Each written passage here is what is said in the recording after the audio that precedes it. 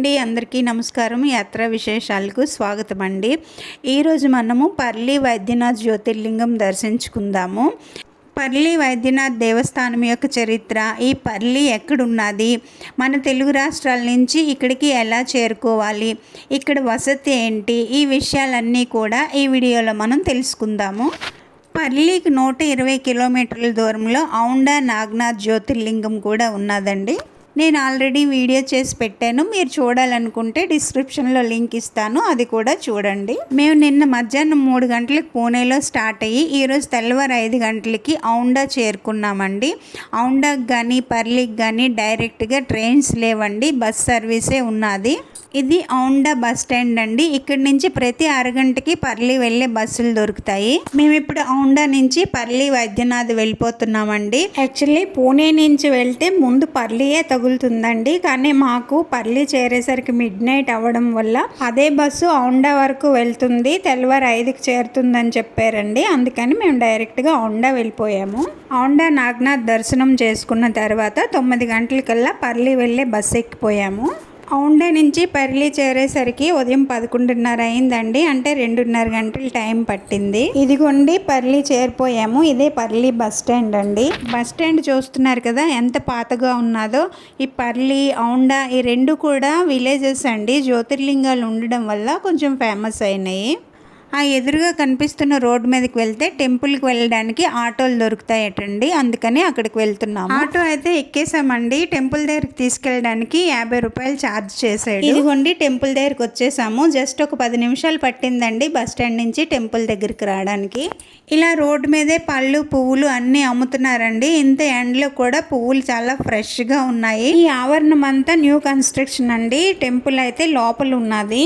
ఇక్కడ యాత్రికులు ఉండడానికి అన్ని సదుపాయాలు ఉన్నాయండి. లాకర్స్ ఉన్నాయి, యాత్రి నివాస్ అని, భక్తి నివాస్ అని, రకరకాల పేర్లతో చాలా రూమ్స్ ఉన్నాయండి. 4-5 బిల్డింగ్స్ ఉన్నాయి చుట్టుపక్కలను. మీకు టెంపుల్ ట్రస్ట్ రూమ్స్ వద్దు అనుకుంటే బస్ స్టాండ్కి దగ్గరలో కూడా ఏసీ రూమ్లు, నాన్ ఏసీ రూమ్లు అన్నీ దొరికిపోతాయండి. మేము ఔండాలో ఫ్రెష్ అప్ అయ్యి వచ్చాం కాబట్టి ఇక్కడ రూమ్ తీసుకోలేదండి. ఇక్కడ దర్శనం చేసుకొని పండ్రీపురం వెళ్ళిపోతాం మేము. ఇప్పుడు మధ్యాహ్నం 12 అయిందండి. ఒక 2 గంటల్లో దర్శనం అయిపోతుంది. ఆ తర్వాత మేము పండ్రీపురంకి వెళ్ళిపోతాము. మీరు ఒకవేళ ఇటువైపు ట్రిప్ ప్లాన్ చేసుకుంటే సోలాపూర్ వరకు ట్రైన్లో వచ్చి అక్కడి నుంచి ఇవన్నీ కూడా బస్సుల్లో తిరిగేయడము చాలా బెటర్ ఆప్షన్ అండి. సోలాపూర్కి దగ్గరలో మీకు కురుద్వాడి జంక్షన్ అని ఉంటుందండి. అక్కడి నుంచి పండ్రీపురంలో దర్శించుకొని మళ్ళీ కురుద్వాడకు వచ్చి అక్కడి నుంచి పర్లి నుంచి ఔండా నుంచి రేణుకామాత శక్తిపీఠం, ఇవన్నీ ఒకే లైన్లో ఉంటాయండి. ఇవన్నీ దర్శించుకొని నాందేడ్కి వెళ్ళి మీ హోమ్ టౌన్ చేరుకుంటే చాలా ఈజీగా ఉంటుందండి ట్రిప్. రండి, ముందుగా స్వామివారిని దర్శించుకున్న తర్వాత ఈ ఆలయ చరిత్ర తెలుసుకుందాము. ఇదిగోండి ఇదే మెయిన్ ఎంట్రన్స్ అండి. ఇక్కడ కూడా చాలా పెద్ద పెద్ద క్యూ లైన్స్ ఉన్నాయండి. కాకపోతే ఇది అన్సీజను, పైగా మిట్ట మధ్యాహ్నం కదా ఇప్పుడు, అందుకని కొంచెం ఖాళీగా ఉన్నది. లోపలికి వెళ్ళగానే గర్భగుడికి ఇరువైపులా ఒకవైపు వినాయకుడు, ఇంకొక వైపు అమ్మవారు దర్శనమిస్తారండి. ఈ ఆలయం ఎంత పురాతనమైనది అనేది మనకి ఈ విగ్రహాలు చూస్తే తెలిసిపోతుందండి. ఇదిగోండి ఇదేనండి గర్భాలయం యొక్క ముఖద్వారము. ఇక్కడ ఎలాంటి ఫొటోస్ కానీ వీడియోస్ కానీ అలౌ లేదండి. టీవీలో లైవ్ ఇస్తున్నాడండి, దాన్నే నేను వీడియో చేసి పెట్టాను, దర్శించుకోండి.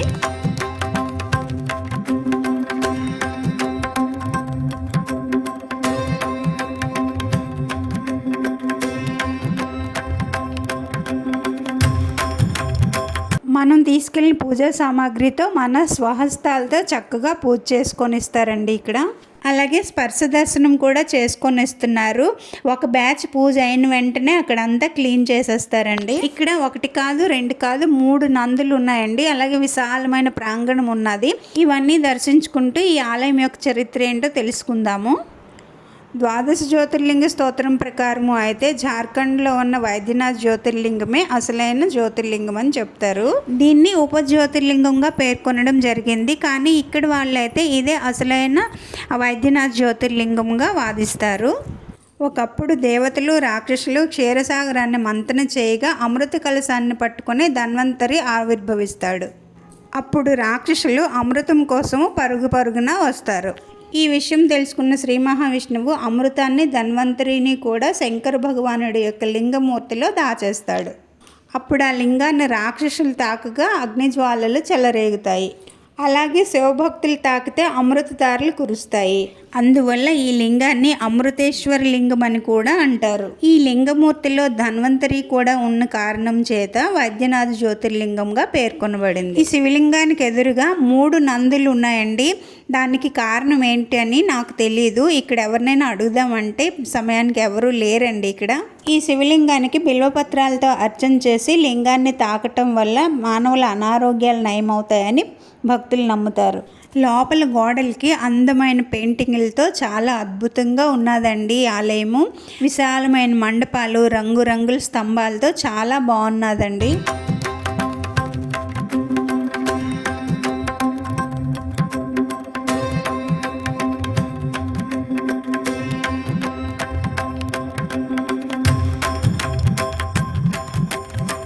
బయటికి రాగానే ఇక్కడ అమ్మవారు కూడా దర్శనమిస్తారండి, దర్శించుకోండి. ఎవరో కొత్తగా పెళ్ళైన జంట కూడా వచ్చారండి. పర్లీకి 26 కిలోమీటర్లో అంబోజీగాయ్ అని ఒక ఊరు ఉన్నదండి. ఆ ఊరిలో మెయిన్ అమ్మవారు ఉన్నదని చెప్తున్నారు ఇక్కడ వాళ్ళు. అంబోజీగాయలో ఉన్న అమ్మవారి పేరు యోగేశ్వరి అండి. యోగేశ్వరికి పర్లీలోని వైద్యనాథునికి వివాహం నిశ్చయించబడిందని, పెళ్లివారు అక్కడికి చేరేసరికి ముహూర్త సమయం దాటిపోయిందని, అందువల్ల పెళ్లివారంతా శిలారూపులైపోయారని, అటు యోగేశ్వరి మాత పర్లి నుంచి దూరంగా కూర్చొని ఉండిపోయిందని ఈ కథ చెబుతారండి. ఔరంగజేబు కాలంలో ఈ ఆలయాన్ని ధ్వంసం చేయబడగా మాత అహల్యాబాయి 17వ శతాబ్దంలో ఈ ఆలయాన్ని పునరుద్ధరణ గావించారండి. ఆలయ ప్రాంగణంలో అహల్యాబాయి హోల్కర్ని కూడా మనము దర్శనం చేసుకోవచ్చు. ఈ సాధ్విమణి ఎన్నో ఆలయాలని, జ్యోతిర్లింగాలని పునరుద్ధరించారండి. ఈ ఆలయం చుట్టూ బోల్డన్ని ఉపాలయాలు ఉన్నాయండి. ప్రశాంతంగా దర్శించుకుంటే చాలా బాగుంటుంది. ఈ లోపల కూడా పూజా సామాగ్రి అమ్ముతున్నారండి.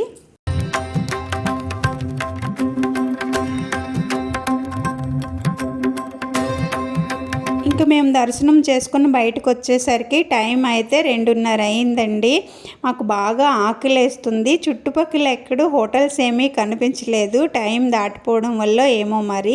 ఇలా బయటకు వచ్చిన తర్వాత కుడి చేతి వైపు వెళ్ళి కొంచెం వెనక్కి తిరిగితే అక్కడ అన్నదానం చేస్తున్నారండి. నిజంగా అన్నపూర్ణమ్మే వచ్చి వడ్డిస్తుందా అన్నంత రుచిగా ఉన్నాయండి ఇక్కడ భోజనాలు. ఇక్కడ భోజనాలు చేసేసిన తర్వాత మేము మళ్ళీ బస్ స్టాండ్కి వెళ్ళిపోయాము. మా సామాన్లు అయితే ఏ క్లోక్ రూమ్లో పెట్టలేదండి. మా లగేజీలు తక్కువే ఉన్నాయి. అందుకని మేము పూజ సామాన్లు కొన్న దగ్గరే వదిలేసాము. టెంపుల్ దగ్గర నుంచి ఆటో కట్టించుకొని మేము బస్ స్టాండ్కి వచ్చేసామండి. ఇక్కడ నుంచి మేము పండ్రీపురం పాండురంగ స్వామి దర్శనానికి వెళ్ళిపోతున్నాము. ఇక్కడ నుంచి పండ్రీపురంకి 4-5 గంటల జర్నీ అంటున్నారండి. ఫుల్గా టైర్డ్ అయిపోయాను. బస్సులో పడుకోవాలి. ఈ వీడియో మీకు ఎలా అనిపించిందో కామెంట్ చేసి చెప్పండి. నచ్చితే లైక్ చేసి హైప్ ఇవ్వండి. సబ్స్క్రైబ్ చేసుకోవడం మర్చిపోకండి. ఇంకో మంచి వీడియోతో మళ్ళీ కలుద్దాం. అంతవరకు సెలవండి. బాయ్.